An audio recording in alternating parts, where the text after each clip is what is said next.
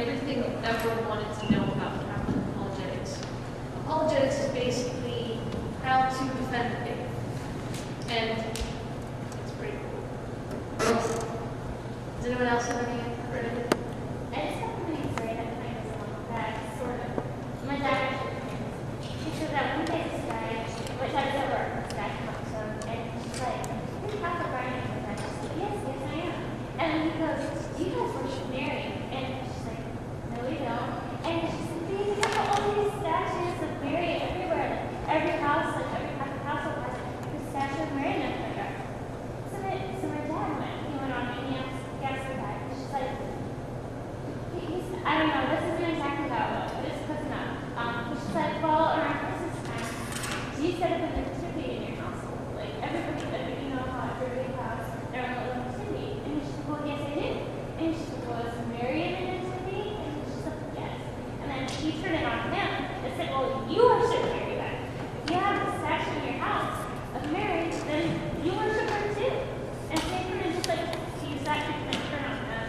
And so they would have to explain why they have Mary in their thing. And they'd be like, well, it's because she's the mother of God.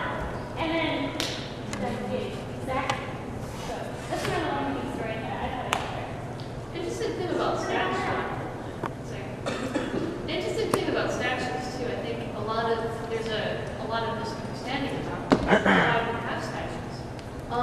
I think if we see them as all statues are holy reminders. Like, have you ever gone down the street? I mean, in people's offices, and they'll post pictures of Niagara Falls because they want to be reminded of the beauty of that time they went to Niagara Falls. It's kind of like that. So, statues of Mary or other saints serve to remind us of, this person lived a holy life, and I want to live a holy life like them. Also, it is actually kind of like that in Moses' time. So it talks about how they had these people in the Israel was walking in the desert, and the way that they would be healed from this sickness would be they looked at an image of a serpent. Is that right? Yes. And that would sort of heal them. And in a way, if we just look to these statues, they serve as simple, holy reminders to remind us of heaven, to move our eyes to things above this earth, and to look beyond and see this is the life that we're called to live. Does that make sense? Okay. I have a nice analogy for that. So let's say someone claims that because you have pictures or statues of Mary or the saints in your house or your yard, you can say, well, I have pictures of my relatives and even my friends in my house, but that doesn't mean that I worship them. I have them there to remind me of the times I've been with them, remind me of how much I love them.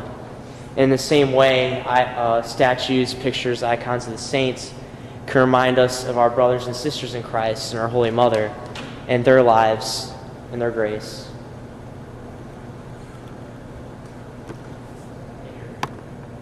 I think this is in Scott Hahn's conversion story.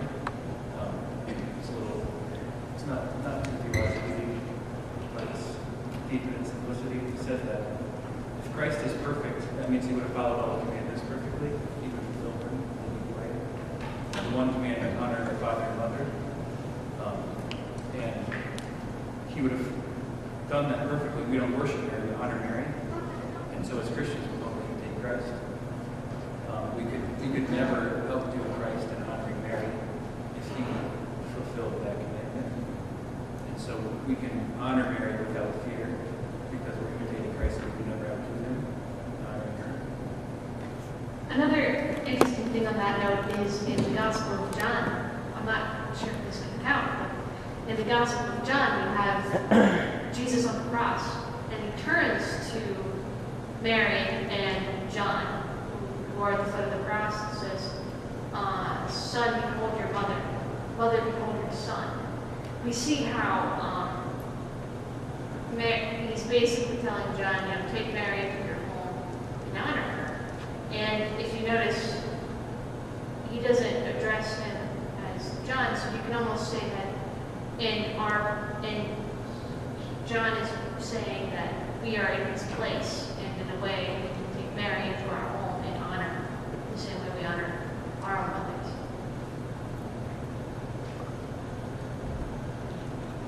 Questions, comments, concerns, videos?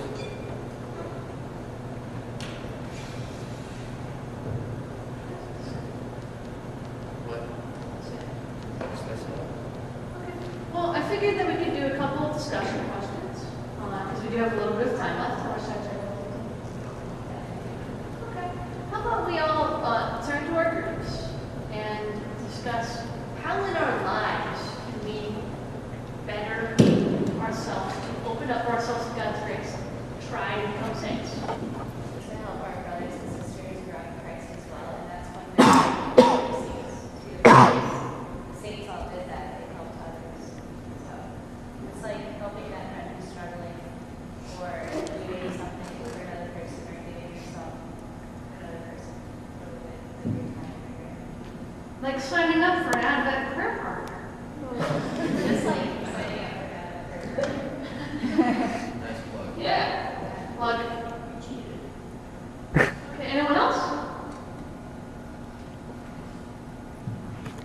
Mr. Stadler? I'm finding more inspirational quotes from Saint Jose Maria Escrivá. And yeah, he's the founder of this. But anyway, one thing he says is that God makes saints of us right where we are. So like right now, God is forming us into saints.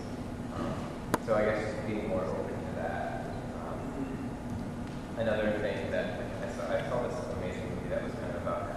And when you quote from it, he says to his friend, he says, our Lord says love, and love is what he meant.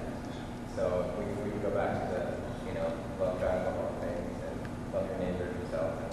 Really, it's just kind of simple.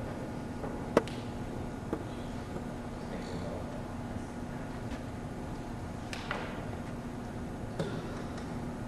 Mr. Rock. Yeah, so I don't really know how to explain this completely well, but I think the one big thing is humility. Like, if we're humble and realize that we're not perfect, and we're probably never going to be perfect, that'll help us become better saints because we're always striving.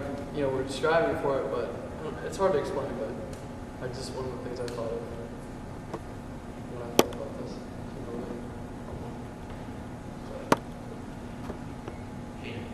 I have a question. Yes. You said that No. you said that the saints were perfect. What does that mean? Because I know they weren't the saints weren't always perfect. They were people just like us. It means that throughout their lives,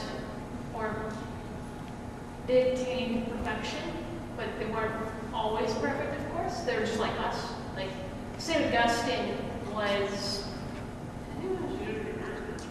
but as he worked through his life, God made him perfect, so he would have, when he got to heaven, he would be without sin or attachment to sin, and he didn't like sinning. Is there a better definition?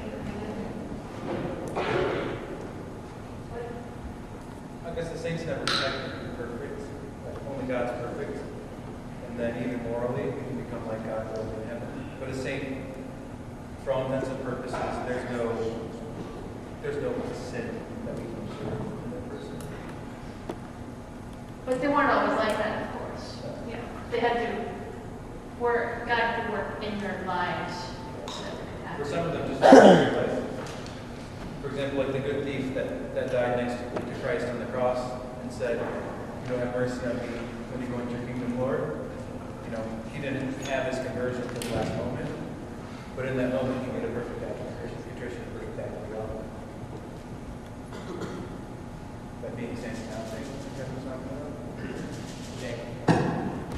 now, Something I shared with our group is that I always find it easier to deal with my problems when I think about someone who is better in whatever virtue I need than I am, being in my situation.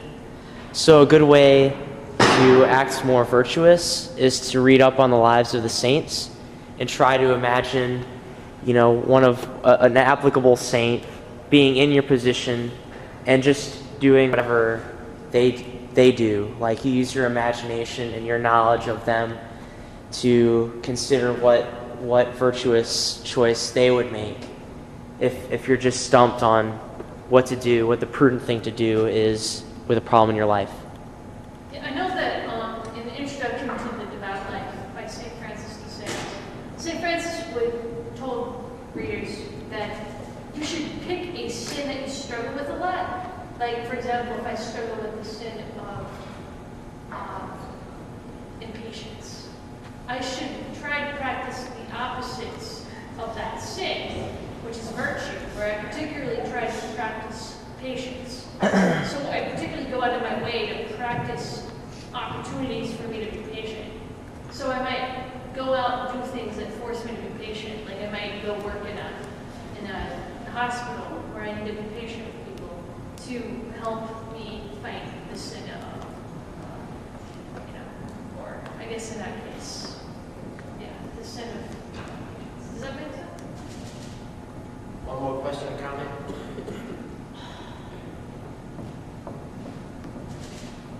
All right, let's give Miss McFadden a round of applause. That's stealing, and we shouldn't do that because that's bad. But stealing is so much more than that. Stealing is actually, a lot of the other commandments are based on stealing. So, listen to this. You shall not have strange gods before me. So, we don't want to steal the glory that's due to God alone. Honor your father and mother, not stealing the honor away from your parents. You shall not kill, not stealing someone's life from them. You shall not bear false witness, not stealing the truth from someone. You shall not desire your neighbor's wife, not stealing someone's spouse. You shall not desire your neighbor's goods, not stealing someone's goods. So, as you can see,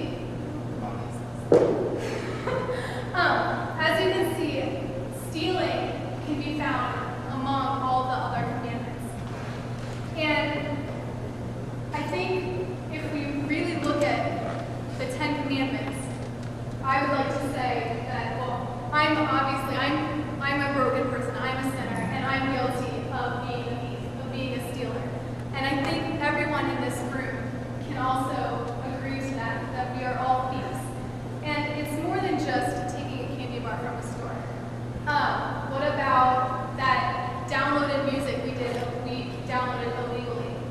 Or plagiarizing that philosophy paper you had to last week? Or stealing movies off of the